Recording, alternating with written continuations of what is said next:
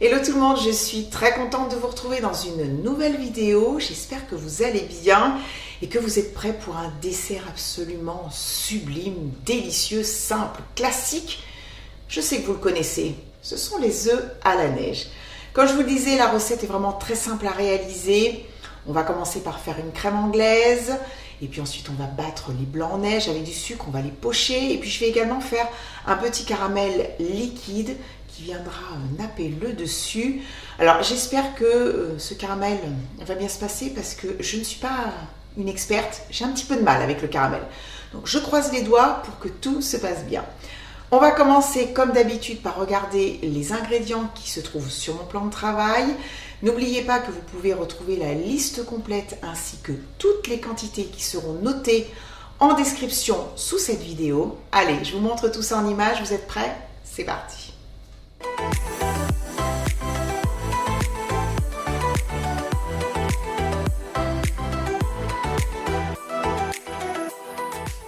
Je vais faire une recette pour 4 personnes. Alors il me faut des œufs, du sucre en poudre, une gousse de vanille. Alors c'est un produit qui est relativement cher. Si vous n'en avez pas, vous pouvez la remplacer par de l'extrait de vanille liquide, du lait entier et une pincée de sel fin. Pour le caramel, j'ai besoin de sucre en poudre, d'eau et de jus de citron. J'ai versé le lait dans une casserole. J'ai sorti la gousse de vanille de son tube, elle est bien moelleuse. Maintenant, je vais la fendre en deux dans le sens de la longueur. Et avec le dos de mon couteau, je vais racler l'intérieur et déposer les graines dans le lait.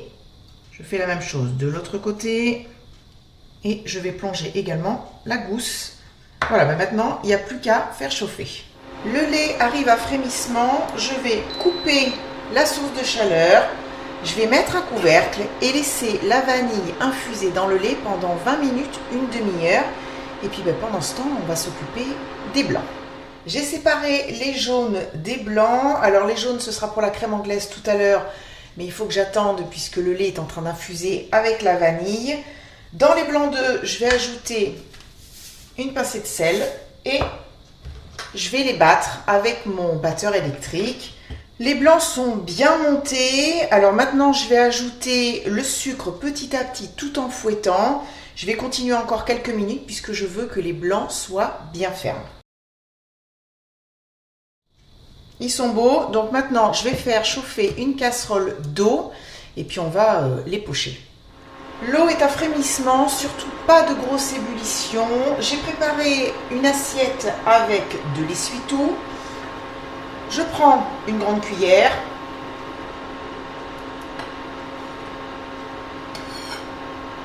Et ensuite, je les dépose comme ça dans l'eau frémissante.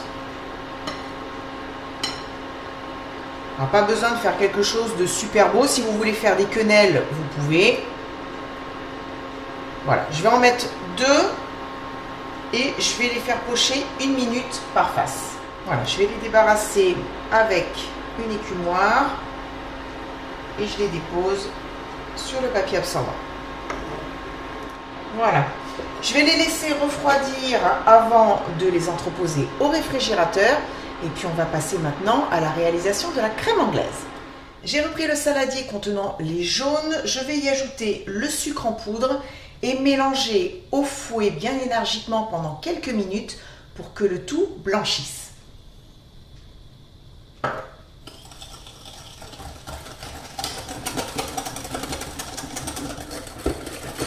Et bien voilà, le mélange est beau, il est mousseux, j'ai le bras en compote, mais ça c'est pas grave. Je vais ajouter le lait sur les œufs. Alors là il est tiède, hein, donc il n'y a pas vraiment de souci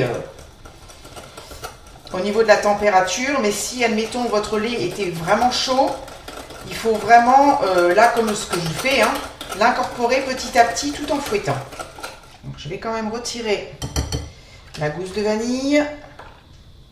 Alors je ne la jette pas, je vais la passer sous l'eau pour la nettoyer, je vais la faire sécher et ensuite je la mettrai dans un bocal avec du sucre pour faire du sucre vanillé. J'ai versé la préparation dans une casserole, on va maintenant passer à la cuisson. C'est ce qu'il y a de plus délicat lorsque l'on fait une crème anglaise. Il faut vraiment être vigilant parce que sinon ça peut vite tourner à la catastrophe. Quelques petits conseils avant que j'allume la plaque. Il faut cuire la crème sur un feu doux, ne jamais cesser de mélanger et surtout le plus important, il ne faut pas que la crème arrive à ébullition. La cuisson va s'arrêter bien avant. Alors il y a un petit ustensile qui est utile dans ces cas-là, c'est un thermomètre digital. Si vous en avez un, vous le plongez dans votre crème pendant la cuisson et une fois que vous avez atteint 80-82 degrés Celsius, votre cuisson, elle est terminée, vous pouvez stopper. Surtout, n'atteignez pas ou ne dépassez pas les 84 degrés Celsius puisque c'est à cette température que les œufs vont coaguler et on ne veut absolument pas d'une crème granuleuse avec des morceaux d'œufs brouillés à l'intérieur, on veut une crème bien lisse. Moi, je ne vais pas l'utiliser aujourd'hui, je vais le faire à l'ancienne comme on m'a appris, je vous dirai ça tout à l'heure. J'allume ma plaque sur puissance 3 et je commence à mélanger. Ça fait 4 minutes que la cuisson a commencé et c'est toujours aussi liquide. Alors on le voit, hein, puisque quand je mets la préparation sur le dos de ma cuillère, ça glisse, il n'y a rien qui reste. C'est pas encore assez épais, donc je poursuis. Là, ça fait 5 minutes. Déjà, ça a changé, vous voyez. Ça commence à napper. Donc j'ai baissé le feu. Je pense que la cuisson va bientôt être terminée.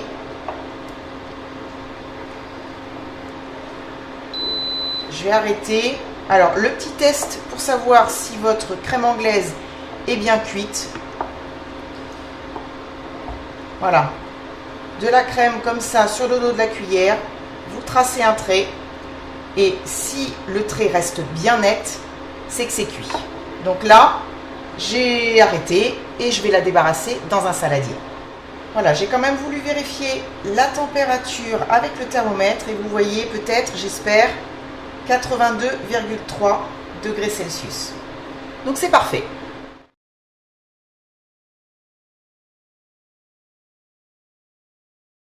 Je vais laisser la crème anglaise refroidir à température ambiante avant de l'entreposer au réfrigérateur. Et on se retrouve tout à l'heure pour faire ce qui m'angoisse toujours un petit peu, c'est le caramel.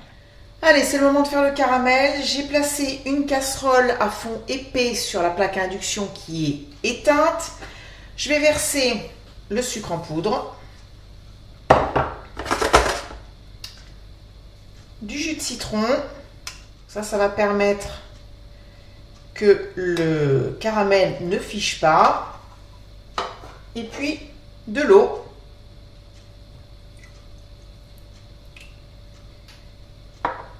J'allume la plaque, feu moyen, et c'est parti. Voilà, il y a une jolie ébullition. Alors, je ne remue ni avec un fouet, ni avec une cuillère en bois, juste en faisant des mouvements circulaires comme ça, avec la casserole. Et le caramel, vraiment, ça se surveille comme le lait sur le feu. Il faut être là, voir un petit peu comment ça évolue.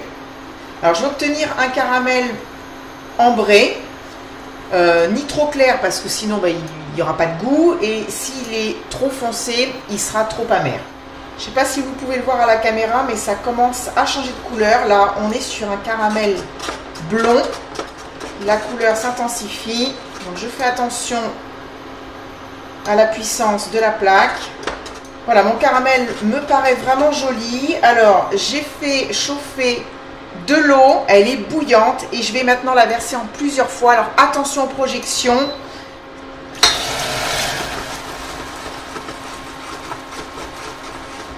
J'ajoute de l'eau pour avoir un caramel assez liquide, puisque moi personnellement je n'aime pas le caramel qui fige sur les blancs d'œufs quand on sert en fait les œufs à la neige. Mais après, si vous préférez un caramel classique, bien sûr, faites comme vous avez l'habitude de le faire. Et je vais stopper. Alors là, en effet, comme vous pouvez le voir, le caramel est très liquide, mais en refroidissant, il va s'épaissir. Je laisse refroidir et je vous montre ça tout à l'heure. 15 minutes après la fin de la cuisson, le caramel a changé. Il est devenu beaucoup plus sirupeux. J'espère que vous arrivez à voir. Ça va être génial pour napper nos œufs à la neige. D'ailleurs, je vais sortir les blancs et la crème et puis on va passer au dressage. Je vais servir ce dessert de façon individuelle. J'ai pris une coupelle avec un pied. Alors, j'avais quand même filmé au contact ma crème anglaise avant de la mettre au réfrigérateur. Regardez-moi cette jolie consistance de crème anglaise. Elle est superbe. Je vais ajouter un blanc. Je vais le prendre délicatement. Le déposer. Et il ne me reste plus qu'à ajouter un petit peu de caramel. Et voilà. C'est super joli. Maintenant, il faut que ce soit bon. Je suis sûre que c'est très bon. Je passe à la dégustation. Je n'ai plus qu'à plonger ma cuillère dans le blanc et la crème et me laisser emporter.